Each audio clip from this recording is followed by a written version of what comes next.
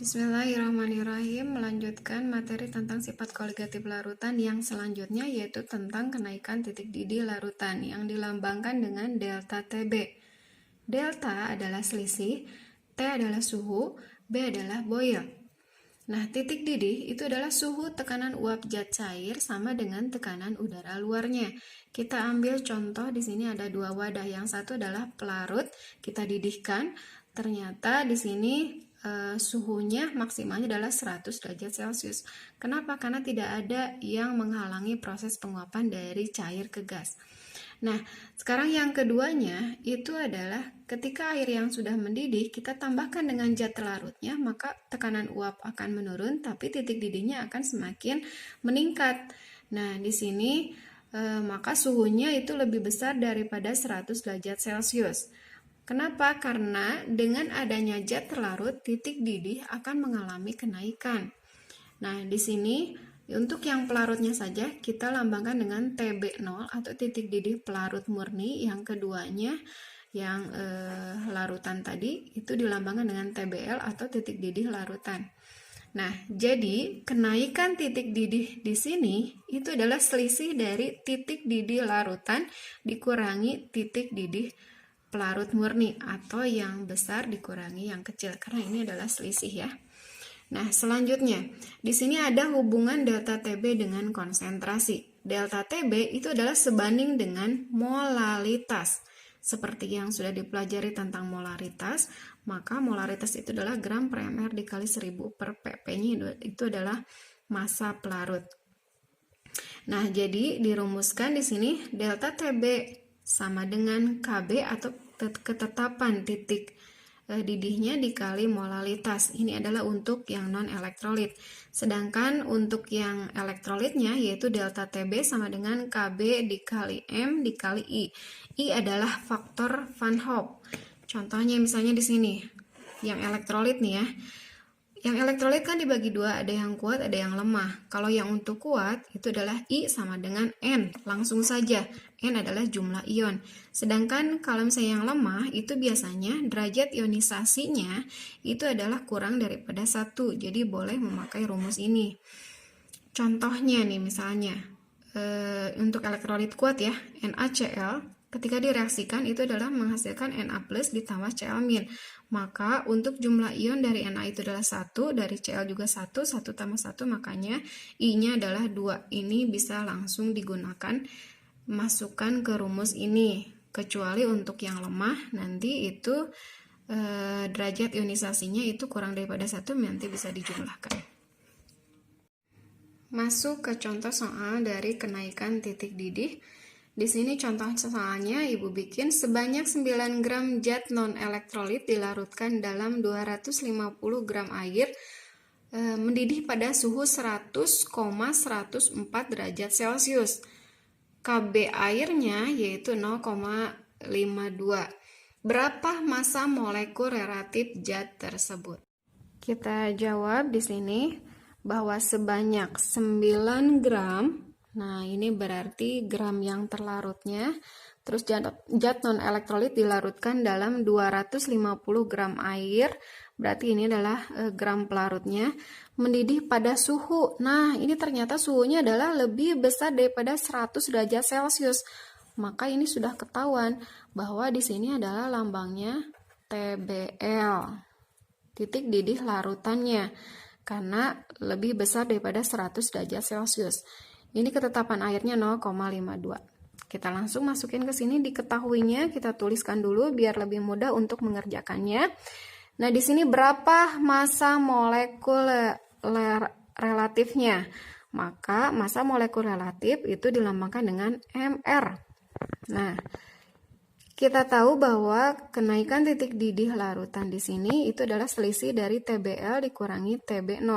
Maka tadi TBL-nya adalah ini nih, 100,14 dikurangi TB murninya itu suhunya itu adalah maksimalnya 100. Nah, ini dikurangi hasilnya adalah 0,104 derajat Celcius. Nah, kita masuk ke rumusnya. Delta TB sama dengan KB dikali M. Karena ini masuknya kalau ada MR berarti hubungannya sama konsentrasi ya. Nah, di sini kalau kita uraikan delta TB sama dengan KB. M itu adalah gram per mR dikali 1000 per P. P di sini adalah gram pelarutnya. Nah, yang untuk yang ini adalah khusus untuk yang terlarutnya. Kita masukkan di sini bahwa delta TB-nya itu yang sudah dikerjakan yaitu 0,104 sama dengan KB ketetapannya, gram T-nya 9, MRT yang ditanyakan dikali 1000 per 250. Kita jumlahkan di sini. Kita pindahkan saja langsung ke sini, dibalik ini jadi ke bawah, ini jadi ke sini ya, yang ditanyakan. Udah, karena yang ditanyakannya di bawah, maka yang atas dulu ini kali ini dibagi ini dan ini, gitu ya. Jumlahkan 0,52 dikali 9 dikali 1000 per, nah ini bisa disederhanakan. Jadi di sini 4. Jadi 0,52 dikali 9 dikali 4 itu hasilnya adalah 18,72 dibagi 0,104. Nah, hasilnya adalah 180. Jadi MR untuk zat tersebut adalah 180. Selanjutnya yaitu penurunan titik beku yang dilambangkan dengan delta TF. Delta adalah selisih, T-nya adalah suhu, F-nya adalah freeze. Titik beku, suhu ketika merapatnya partikel-partikel zat cair karena gaya tarik antar molekul yang sangat kuat sehingga menjadi zat padat. Di sini ada dua contoh. Yang pertama untuk pelarut, ya, ketika dibekukan suhunya akan mencapai 0 derajat Celcius. Sedangkan untuk yang kedua yaitu yang ditambahkan dengan zat terlarutnya atau disebut dengan larutan, terlarutan pelarutnya, itu suhunya akan menurun yaitu kurang dari 0 derajat Celcius. Ini diakibatkan adanya kristal yang menghalangi proses pembekuan.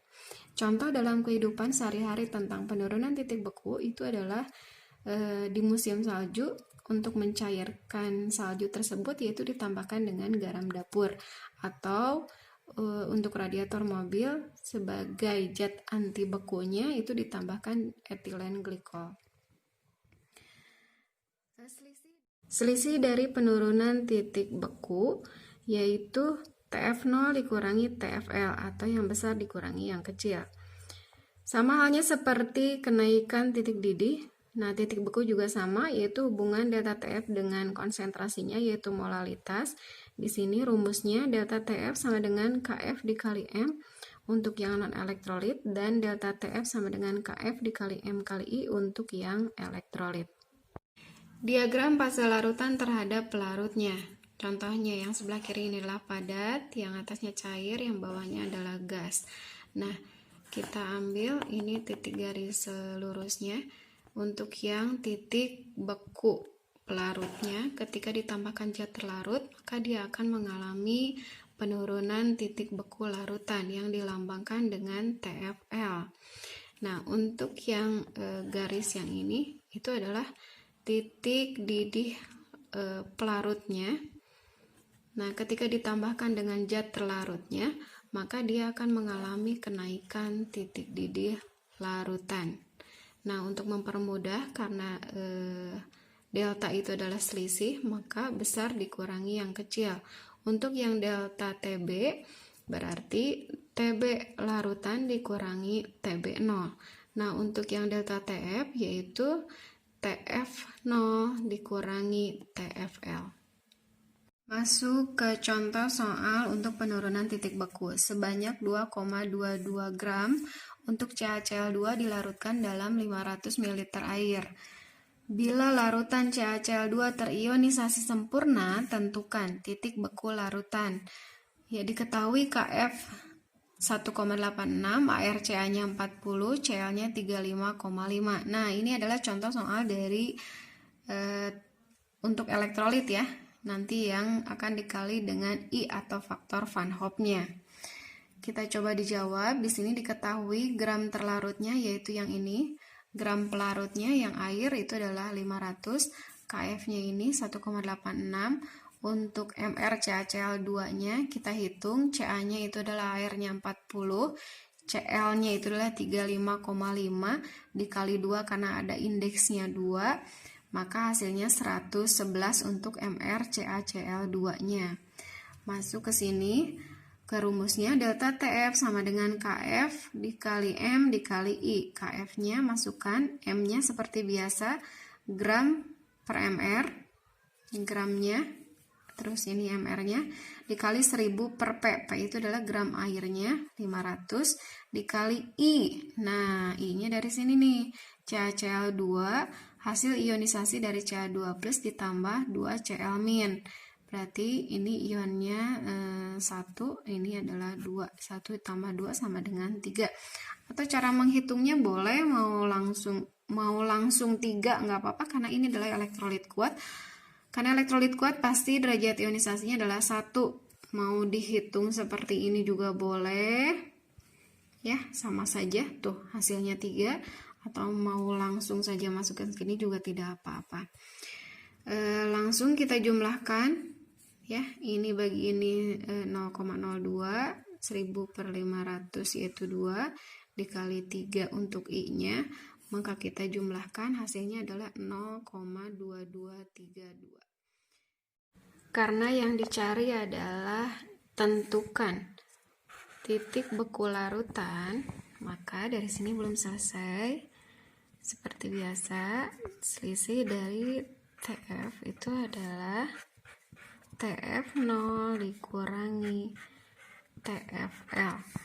Berarti TF0-nya adalah 0. Yang ini ya, titik beku murninya adalah 0 derajat Celcius. Yang ininya 0,2232 dikurangi TFL. Maka TFL sama dengan 0 dikurangi 0,2232 sama dengan min 0,2232. Selesai. Nah, itu adalah materi tentang kenaikan titik didih dan penurunan titik beku.